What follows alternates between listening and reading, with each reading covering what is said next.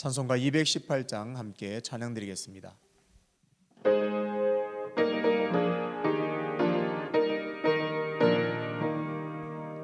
내 맘과 정성을 다하여서 주 너의 하나님을 사랑하라. 내 몸을 아끼고 사랑하듯 형제와 이웃을 사랑하라. 주께서 우리에게 명하시니 그 명령 따라서 살아가리. 널 미워 해치는 원수라도 언제나 너그럽게 사랑하라. 널 비방하는 자 위에서도 신실한 마음으로 복을 빌라. 주께서 우리에게 명하시니 그 명령 따라서 살아가리. 나 항상 주님을 멀리하고 형제를 사랑하지 못하였다. 이러한 죄인을 사랑하사 주께서 못 버려 죽으셨다. 속죄의 큰 사랑 받으리고 내 생명 나가서 충성하리.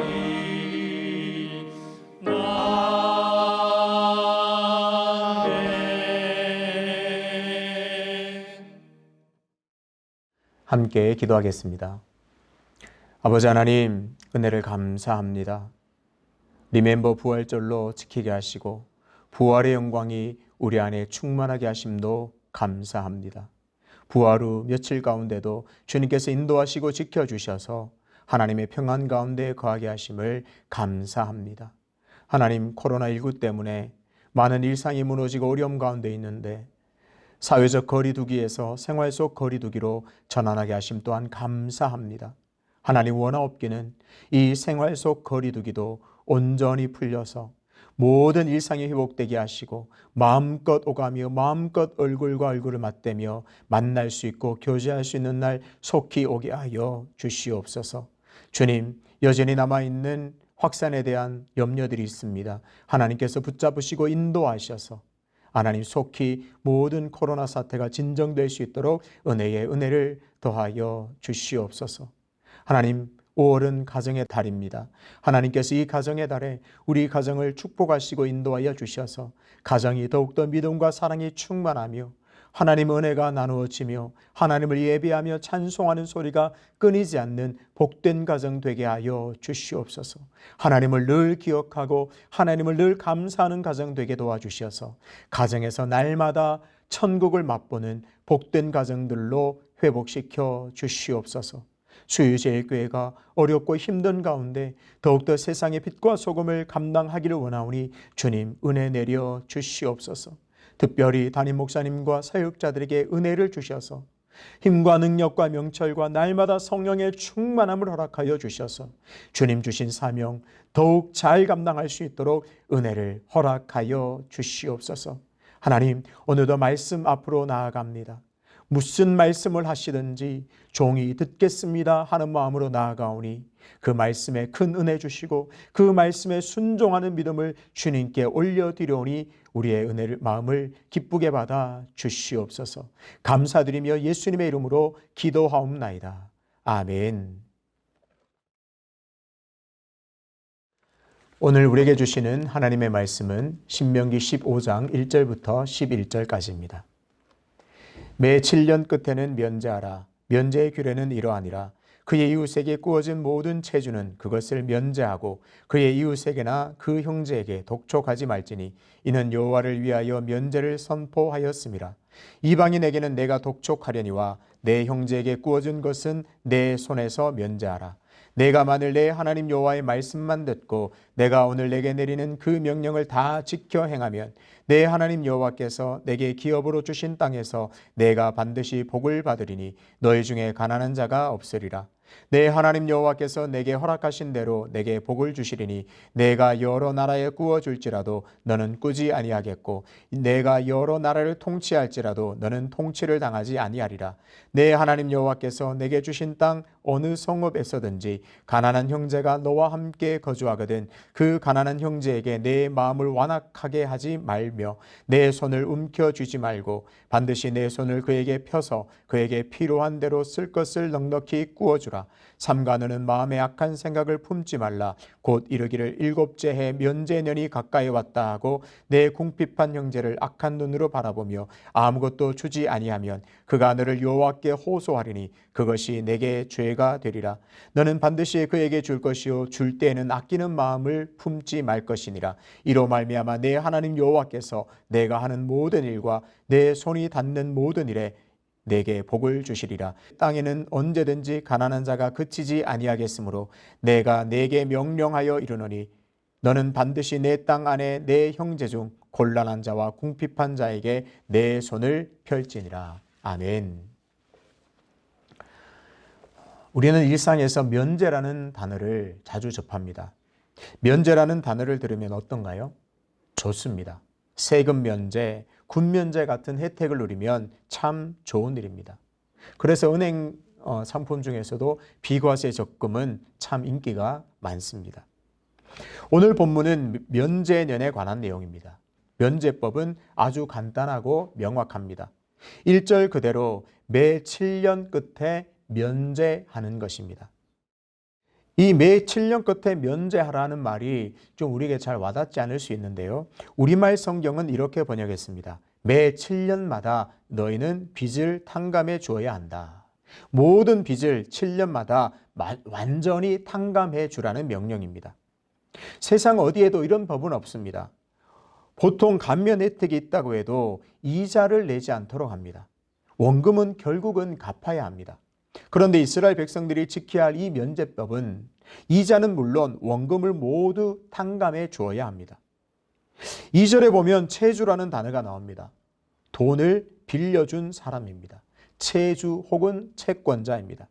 이 채주는 돈을 빌려간 채무자에게 7년이 지나면 모든 빚을 탕감해 주고 절대로 독촉하지 말아야 합니다.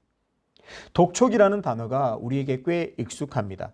한 번쯤 돈을 빌려본 사람은 이 독촉이라는 단어가 주는 부담감을 알고 있을 겁니다. 빨간색 글씨로 새겨진 독촉이라는 글자는 부담감을 넘어 심한 스트레스를 겪게 합니다. 이런 독촉의 행위는 예나 지금이나 여전히 존재합니다. 돈을 빌린 채무자는 채주의 끊임없는 독촉에 시달리게 됩니다. 이자와 원금을 갚을 때까지 그 독촉은 멈추지 않습니다. 갚을 능력이 되면 모르겠지만 아무리 노력해도 갚을 능력이 되지 않으면 이 독촉은 무섭고 공포스럽게 다가옵니다. 제가 며칠 전에 세바시 강연을 하나 본 적이 있는데요. 이분이 좀 중소규모의 디자인 회사를 하다가 이제 신용불량자가 되었습니다. 그래서 계속 빚에 독촉을 받다가 이제 휴대폰도 끊기게 되었습니다. 그런데 그 사람이 하는 말이 휴대폰이 끊길 때 그렇게 편안하다고 했습니다. 왜일까요? 통화가 안 되니까 그 빚 독촉을 받을 일이 없기 때문에 편했다, 그렇게 표현한 것을 알 수 있습니다. 그렇습니다. 독촉은 우리에게 너무나 힘든 일입니다. 돈을 빌려서 그 돈을 갚으라는 채권자의 독촉은 너무나 힘든 일이기도 합니다. 3절을 보십시오. 이방인에게는 내가 독촉하려니와 내 형제에게 구워준 것은 내 손에서 면제하라. 면제법은 이스라엘 백성들 안에서 이루어집니다. 이방인들에게는 독촉해도 되지만 형제라고 표현한 이스라엘 백성들끼리는 7년마다 그 빚을 탕감해 주어야 합니다. 이렇게 7년마다 면제하는 법을 잘 지켜 행하면 하나님께서 복을 주십니다. 더 정확하게 표현하면 채무자의 빚을 7년마다 완전히 탕감해주는 채주는 하나님이 복을 주십니다. 하나님이 주시는 그 복을 정말 받게 됩니다. 하나님의 이 약속이 얼마나 신실한지 반드시 복을 주신다고 표현했습니다. 사실 이 면제법은 채주에게 상당한 부담이 됩니다. 이자는 고사하고 원금까지 다 면제해주면 당연히 금전적인 손해가 발생하게 됩니다. 손해는 곧 부담입니다. 부담이 되면 경제에 타격을 입게 됩니다. 그런데 그 손해를 메꾸고도 남을 만한, 그 손해를 메꾸고도 남을 정도로 하나님께서 복을 주신다고 약속하십니다. 어떨 때요? 이 면제법을 잘 지켜 행하면 하나님께서 반드시 복을 주겠다고 약속하십니다. 6절에 그 복이 구체적으로 나와 있습니다. 절대로 돈을 꾸지 아니하겠고 여러 나라를 통치할 것이고 통치받을 일은 없다, 하나님께서 약속해 주십니다. 모든 부분에서 하나님께서 풍족함으로 채워주셔서 돈을 꾸어야 할 일 없이 넉넉하게 채워주신다고 말씀하고 있습니다. 하나님께서 어찌 보면 말도 안 되는 이 법을 정하신 이유는 분명합니다. 5절 끝부분입니다. 너희 중에 가난한 자가 없으리라. 하나님께서는 이스라엘 백성들 중에서 가난한 자가 없기를 원하십니다. 이것이 하나님의 마음이요 하나님의 뜻입니다. 그러니까 하나님께서 이스라엘 백성 중에 가난한 자가 없게 하기 위해서 택한 방법이 바로 면제법입니다. 이스라엘 백성들 상호 간에 빚을 탕감해 주는 것을 통해서 한 번 가난하면 끝까지 가난할 수밖에 없는 그 구조를 바꿔 놓았습니다. 가난하더라도 빚을 지더라도 7년마다 빚을 탕감받아 다시 기회를 얻게 하셨습니다. 그리고 하나님께서는 빚을 탕감해주는 그 채주에게 반드시 복을 주셔서 결국은 그 손해를 보지 않게 하셨습니다. 채주의 헌신과 결단을 통하여 빚을 탕감하게 하시고 하나님께서는 그 채주에게 복을 주심으로 결국 이스라엘에 가난이 없도록 하는 구조를 만드셨습니다. 이런 면제법을 행함에 있어서 가장 곤란한 상황은 어떤 것일까요? 이런 면제법에서 어쩌면 가장 큰 문제는 무엇일까요? 7년째 되는 면제년이 가까울 때에 발생하게 됩니다. 7년째 되는 해가 가까워지면 채주가 돈을 빌려주기가 참 부담스럽습니다. 내년에 이제 면제년인데 올해 말에 누가 와서 돈 좀 빌려주십시오 하면 이것은 참 부담입니다. 누가 봐도 뻔하게 이것은 돈을 돌려받기가 어렵기 때문입니다. 돈을 그때 빌려주면 탕감해 주어야 하니 돈을 못 받게 될 확률이 상당히 높아지게 됩니다. 하나님께서도 이런 상황을 알고 계십니다. 그래서 하나님은 명령하십니다. 9절인데요. 읽어드리겠습니다. 이러기를 일곱째 해 면제년이 가까이 왔다 하고 내 궁핍한 형제를 악한 눈으로 바라보며 아무것도 주지 아니하면 그가 너를 여호와께 호소하리니 그것이 내게 죄가 되리라. 가난한 자 입장에서는 매 면제년의 시작이나 끝이나 상관이 없습니다. 그 가난은 면제년 초기든지 7년째가 되는 그 말미든지 상관이 없이 가난은 늘 찾아옵니다. 느닷없이 찾아옵니다. 힘들고 고통스러운 현실이 다가옵니다. 그럴 때 돈을 빌릴 수밖에 없습니다. 면제년이 가까울 때라도 가난한 자를 물리치지 말고 기꺼이 돈을 빌려주라, 하나님은 그렇게 명령하십니다. 그렇게 하면 돈을 빌려주는 그 채주에게는 하나님께서 반드시 복을 주십니다. 채주라는 히브리어 단어는 바알입니다. 우리에게 익숙하죠? 이 단어는 바알 신을 의미하기도 하고 주인 혹은 남편이라는 뜻이기도 합니다. 당시의 채무자들이 돈을 갚지 못하면 그 채권자들의 종이 되어야 했기 때문에 채권자를 그렇게 불렀습니다. 결국 채주는 채무자의 주인으로 군림하게 됩니다. 너 돈을 못 갚았니? 이제는 너는 나의 종이 되어야 돼. 나는 이제부터 너의 주인이 될 거야. 이런 구조가 발생하게 됩니다. 그런데 우리는 꼭 기억해야 합니다. 진정한 주인은 하나님밖에 없습니다. 그러니 진정한 주인이 명령하시는 이 면제법을 잘 지켜 행하고 스스로 주인 되려고 하는 욕망을 떨쳐 버려야 합니다. 형제의 빚을 탕감해 주어 여전히 같은 형제로 존재해야 합니다. 그러면서 같은 주인이신 하나님을 함께 경배하고 그 하나님께 순종하는 삶을 살아야 합니다. 이런 질문을 할 수 있습니다. 그렇다면 모두가 이 면제법을 잘 지켜 행해야겠지만 누가 어떤 사람이 이 면제법을 더욱 잘 지킬까? 어떤 사람이 즐겁고 기꺼이 그 빚을 탕감해 줄까?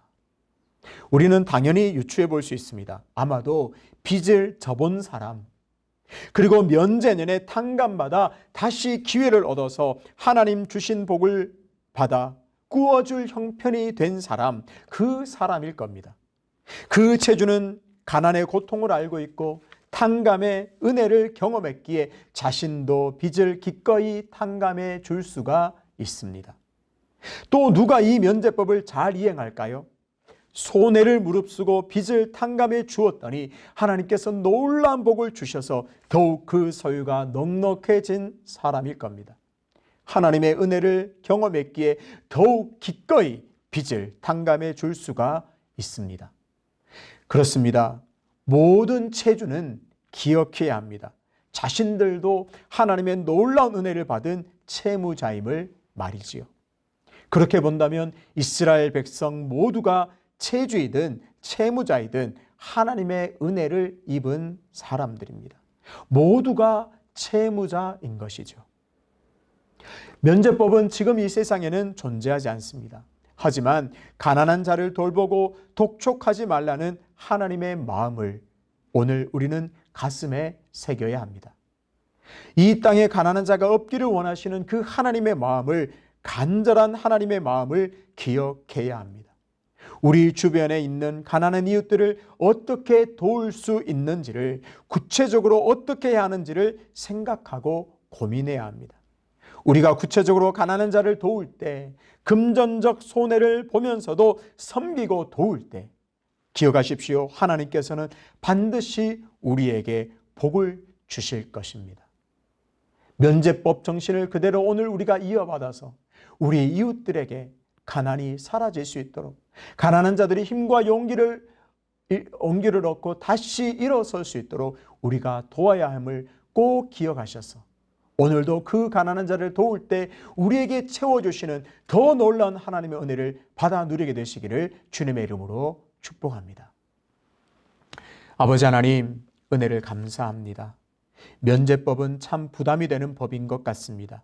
모든 빚을 탕감해 주면 손해가 발생하고 부담이 됩니다. 그럼에도 불구하고 그 빚을 탕감하는 자에게 반드시 하나님께서 복을 주신다 약속해 주심을 감사합니다. 오늘 우리도 이 면제년의 정신을 그대로 이어받아서 우리 주변의 이웃들을 구체적으로 도울 수 있는 우리 모두가 될 수 있도록 역사하여 주시옵소서. 금전적 손해가 있을지라도 그 마음으로 도울 때에 하나님께서 여전히 오늘도 우리에게 복 주심을 깨달아 함께 놀라운 은혜를 나누는 복된 삶을 살아갈 수 있도록 인도하여 주시옵소서. 연하여 주님 가르치신 기도로 기도하오니 하늘에 계신 우리 아버지, 아버지의 이름을 거룩하게 하시며 아버지의 나라가 오게 하시며 아버지의 뜻이 하늘에서와 같이 땅에서도 이루어지게 하소서. 오늘 우리에게 일용할 양식을 주시고 우리가 우리에게 잘못한 사람을 용서하여 준 것 같이 우리 죄를 용서하여 주시고 우리를 시험에 빠지지 않게 하시고 악에서 구하소서. 나라와 권능과 영광이 영원히 아버지의 것입니다. 아멘.